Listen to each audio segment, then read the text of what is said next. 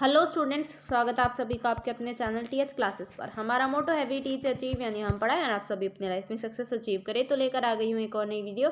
इस वीडियो में हम जो है हिंदी महादेवी वर्मा 14 चैप्टर देखने वाले हैं। ठीक है, तो इस चैप्टर का नाम है महादेवी वर्मा। इससे पहले की जितनी भी वीडियोज़ थी वो आप देख सकते हैं हमारे चैनल पर। लिंक आपको डिस्क्रिप्शन में मिल जाएगा प्लेलिस्ट का। ठीक है, तो अभी तक के मैंने 13 चैप्टर तक आपको समझा दिया है हिंदी का। आपको पता है हमारे चैनल पर चलती है मैराथन की क्लासेस, जिसमें कि मैं आपको जो इम्पॉर्टेंट चैप्टर्स होते हैं, जो कि आपके जो है पेपर में आने के बहुत बहुत चांसेस होते हैं उनके, वो चैप्टर्स करवाती हूँ। तो इस वीडियो में हम ये चैप्टर देखने वाले हैं जो कि आपका चैप्टर नंबर 14 है। 13 तक की वीडियोस प्लीज़ देख लीजिएगा ताकि आपको क्लियर हो जाए। और ये वीडियो बहुत ज़्यादा रिक्वेस्टेड है क्योंकि बहुत बच्चे कह रहे थे कि आप प्लीज़ 14 चैप्टर भी करवा दो और आगे के चैप्टर भी। तो आगे के चैप्टर भी आपके जल्दी ही अब मैं अपलोड कर दूंगी। इस वीडियो को आपको ध्यान से समझना है। इस चैप्टर में हम बेसिकली महादेवी वर्मा के द्वारा लिखी गई एक पोएम जिसका नाम है मैं नीर भरी दुख की बदली। ठीक है, तो वो पोएम हम पूरी अच्छी तरह से देखने वाले हैं। तो यहाँ पर सबसे पहले तो मैं आपको इसका इंट्रोडक्शन पार्ट समझा देती हूँ। इसमें आपको महादेवी वर्मा जो है एक छायावादी कवियत्री रही हैं। वो जो हैं वो प्रेम और वियोग मानव मन की कोमल भावनाएं हैं, आप सभी को पता होगा। कुछ लोग इन्हें अभिव्यक्त कर लेते हैं किंतु जो नहीं कर पाते हैं वो घुटते रहते हैं। तो प्रेम, कई लोग अपना प्रेम प्रकट करते हैं, कई लोग नहीं कर पाते हैं और अपने अंदर ही उस चीज़ को लेकर बैठे रहते हैं। फिर वियोग को भी कई लोग जो है प्रकट नहीं कर पाते, तो उसी में वो घुटते रहते हैं। कुछ इन भावनाओं को सर्वव्याप्त मान लेते हैं। उन्हें लगता है कि प्रकृति में भी वही सब कुछ घट रहा है जो उनके मन में है। कभी कभी ऐसा होता है कि हम लोग जो फील करते हैं वो ऐसा लगता है जैसे प्रकृति भी फील कर रही है। ठीक है, तो इसमें हम इस पूरी पोयम में जो हम आगे देखेंगे उसमें है बादलों के ऊपर है ये पोयम बेसिकली। लेकिन इसमें कवियत्री अपना दुख भी समझा रही है। जो आपकी पोयम जिन्होंने लिखी है महादेवी वर्मा, वो अपना दुख भी बादलों के जरिए समझा रही है। बादलों का उमड़ना और बरसना उन्हें अपनी ही विरह वेदना का उमड़ना बरसना प्रतीत होता है। यानी कि जब बादल आपने देखा भी होगा, बारिश आने से पहले बादल बहुत तेज़ गरजते हैं, उमड़ते हैं इधर उधर, बहुत मतलब अंधेरा हो जाता है, काले बादल हो जाते हैं। इससे हमें पता चलता है कि बादल जो हैं वो बरसने से पहले बहुत ज़्यादा दुखी होते हैं, विरह वेदना है उनके अंदर।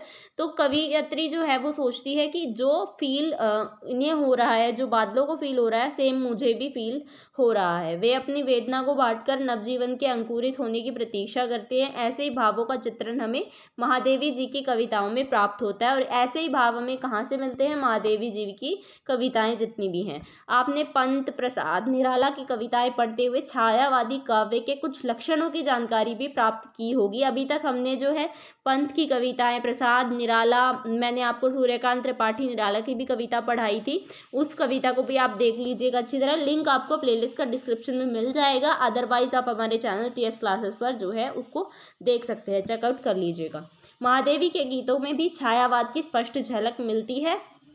यहाँ भी हमें छायावाद देखने को मिलेगा। वह ऐसी समर्थ कवियत्री हैं जो अपनी भावनाओं को प्रकृति के माध्यम से सशक्त रूप में जो है प्रस्तुत करती हैं। मतलब वो एक माध्यम बना लेती हैं, प्रकृति नेचर को माध्यम बना के अपनी कविताओं को लिखती हैं। ठीक है, उसके बाद आपके उद्देश्य हैं कि इस पाठ को पढ़ने के बाद आपको जो है क्या क्या बताना आ जाएगा। जैसे कि आप केंद्रीय भाव बता सकेंगे, कविता के आधार पर आप बता सकेंगे नारी के जीवन जो है, नारी का जीवन कैसा है और एक जल भरी बदली कैसी है, उन दोनों की तुलना कर सकेंगे। कवियत्री की क्या संवेदना है वो बता सकते हैं। कविता में आप छायावाद की विशेषताओं को पहचान सकते हैं और इसके साथ साथ आप शिल्प सौंदर्य को भी बता सकेंगे लास्ट में। इसके अलावा एक क्रियाकलाप दिया हुआ है जो आप स्किप कर सकते हैं और चाहे तो आप पढ़ सकते हैं। नेक्स्ट हमारा यहाँ पर आ जाता है पूरा मूल पाठ, यानी कि आपकी कविता। ठीक है, ये है हमारा पूरा कविता। साइड में आप देख सकते हैं शब्दार्थ भी लिखे हुए हैं। अगर कुछ चीज़ है जो आपको, कुछ वर्ड्स आपको ना समझ आए तो वो आप यहाँ से पढ़ सकते हैं, अदरवाइज मैं आपको बताऊंगी भी। ठीक है, तो मैं नीर भरी दुख की बदली, ये आपकी कविता है बेसिकली। देखिए यहाँ पर हम जो कविता है दो मीनिंग्स में लेकर चलेंगे। पहली बात, यहाँ पर हम बादलों की बात करते हुए बात करेंगे कि ये जो बादल हैं, नीर भरी दुख की बदली, यानी कि नीर भरी, आपने देखा होगा बादल बरसने से पहले बहुत ज़्यादा उमड़ते घुमड़ते हैं और उनके अंदर नीर का मतलब होता है पानी भरा होता है और उनके अंदर दुख भी होता है कि उनको अब बरसना है और फिर वो चले जाएंगे। तो इससे रिलेटेड हम बादलों के कंटेक्स्ट में देखेंगे ये कविता। और इसके अलावा हम एक नारी होती है जो बहुत दुखी होती है इस पूरे समाज से, उससे रिलेटेड भी ये कविता, उसके कंटेक्स्ट में भी हम देखेंगे। या फिर आप उस नारी को जो है महादेवी वर्मा जी से लगा के चल सकते हैं कि कवियत्री ही अपनी दुख व्यथा को इस कविता में बताना चाहती है। चलिए तो स्टार्ट करते हैं हमारी जो कविता है उसको। तो मैं नीर भरी दुख की बदली, स्पंदन में चिर निस्पंद बसा, क्रंदन में आहत विश्व हंसा, नयनों में दीपक से जलते, पलकों से निर्झरनी मछली। ठीक है, यहाँ पर देखिए ये कह रही है कि मैं कौन, या आप समझ सकते हैं कवियत्री को या फिर आप समझ सकते हैं बादलों को। वो कहती है कि मैं यानी बादल, नीर का मतलब होता है पानी से भरी दुख की बदली, मेरे अंदर जो है मैं नीर भरी दुख की बदली, मैं जो हूँ पानी है मेरे अंदर बहुत सारा, और इसके अलावा मैं दुख से भरी हुई हूँ, एक बदली हूँ। बदली का मतलब बादल ही है बेसिकली। स्पंदन में चिर निस्पंद बसा, क्रंदन में आहत विश्व हंसा। यानी कि स्पंदन का मतलब होता है कि मेरी जो उमड़ता घुमड़ता मतलब मेरी हलचल है।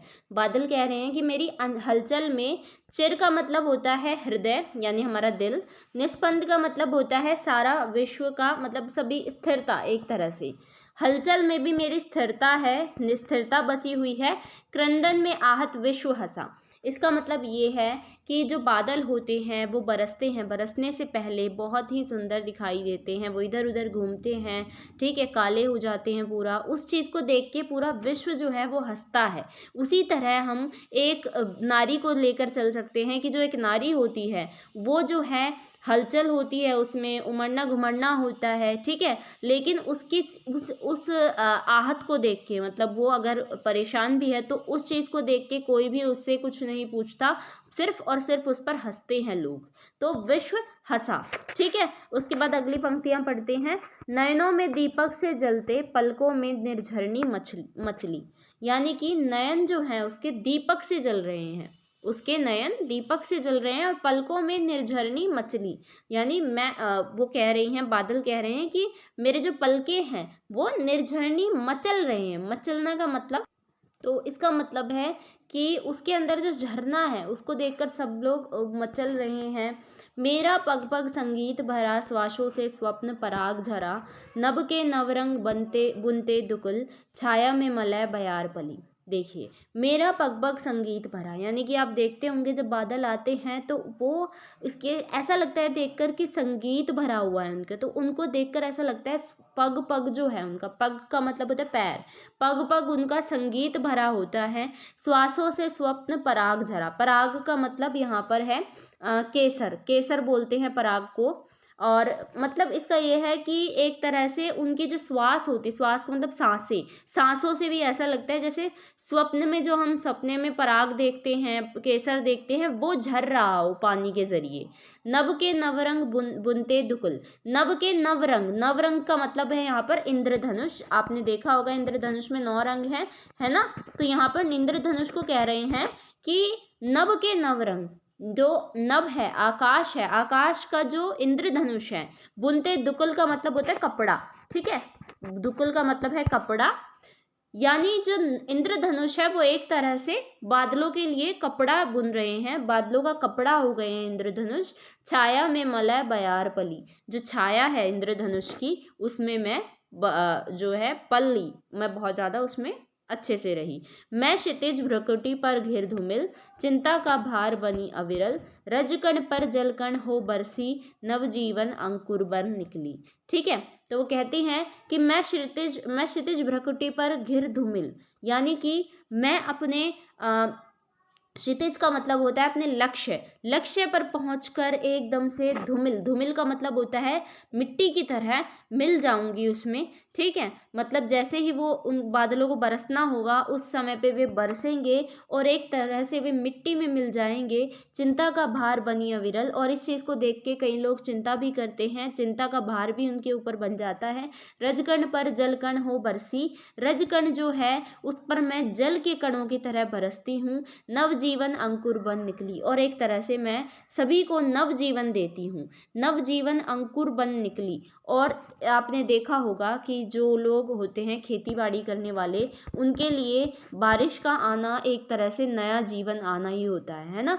तो वो कहते हैं कि खेती बाड़ी वाले लोगों के लिए या फिर ऐसे लोगों के लिए जो जिसको पानी का बहुत ज़रूरत है, जैसे कि राजस्थान वगैरह एरिया जो बहुत सूखे होते हैं, वहाँ पर मैं एक तरह से नवजीवन बनकर जाती हूँ और अंकुर बनकर निकलती हूँ। अंकुर का मतलब आप समझते ही होंगे, अंकुरित चीज़ें, उस वो बनकर मैं निकलती हूँ। आगे कवियत्री कहती हैं, पथ को ना मलिन करता आना, पद चिन्ह ना दे जाता जाना, सुधी मेरे आगम की जग में सुख की सिहरन हो अंत खिली।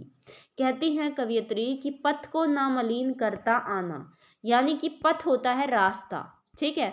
बादल जो है वो कहाँ रहते हैं, आकाश में, यानी कि जो उसका रास्ता है वो कभी भी किसी भी चीज़ को, मलिन का मतलब होता है गंदा, ठीक है। जब भी बादल आते हैं वो कभी भी किसी रास्ते को गंदा नहीं करते हैं, कभी भी गंदा नहीं करते वो रास्तों को।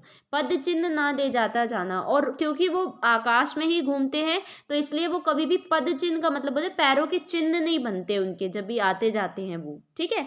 सुधी मेरे आगम की जग में, जैसे ही मेरे आने का पता चलता है जग में, तो सुख की सिहरन हो अंत खिली, यानी कि सभी लोग सुख मनाते हैं जब भी बादल आते हैं, क्योंकि उनके आने से ना कोई पथ जो है गंदा होता है, ना ही उनके आने से कोई पद चिन्ह बनता है, और उनके आने से सब जगह जो है खुशियां ही आ जाती हैं।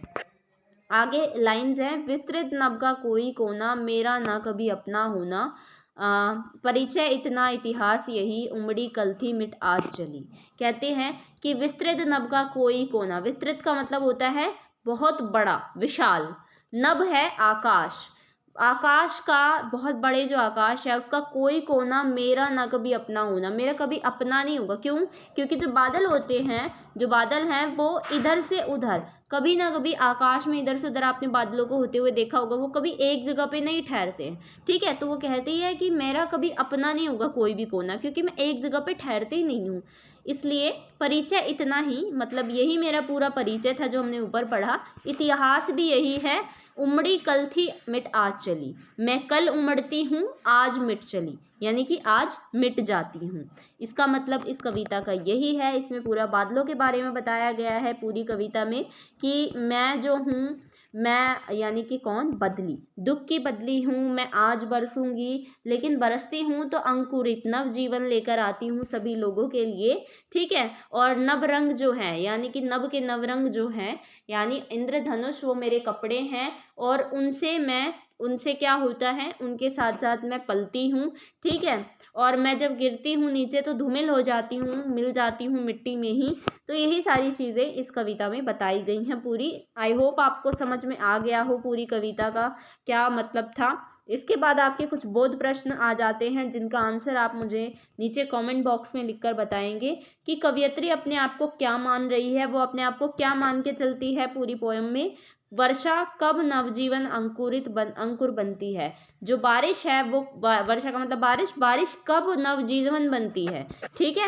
उसके बाद कुछ आइए समझे, ये पूरी कविता का प्रसंग वगैरह इसमें लिखा हुआ है, और यहाँ पर आपकी जो कविता है वो हो जाती है कंप्लीट। आई होप इस वीडियो से आपको हेल्प हुई हो। अगर हेल्प हुई है तो प्लीज़ इस वीडियो को एक लाइक ज़रूर कर दीजिएगा, शेयर ज़रूर करिएगा अपने सभी साथियों के साथ। इसके अलावा इसके आगे की सीरीज़ कंप्लीट करवाना चाहते हैं जल्दी से जल्दी, तो मुझे कमेंट में लिखकर ज़रूर बताइएगा। मैं नेक्स्ट जो चैप्टर है वो जल्दी अपलोड करने की कोशिश करूँगी। And do subscribe our channel, अभी तक सब्सक्राइब नहीं किया है तो TH क्लासेस को जल्दी से सब्सक्राइब कर दो, क्योंकि हम ऐसे ही वीडियोस अमेजिंग लाते रहते हैं जिससे आपकी बहुत हेल्प होती है। इसके अलावा हमारे चैनल पर सॉल्व TMA और सॉल्व प्रैक्टिकल्स भी आपको मिल जाते हैं, और TMA की तो हमारे चैनल पर सीरीज चल ही रही है, तो आपको सभी TMA अपलोड जो है टाइम टू टाइम मिल जाएंगे। Thanks for watching.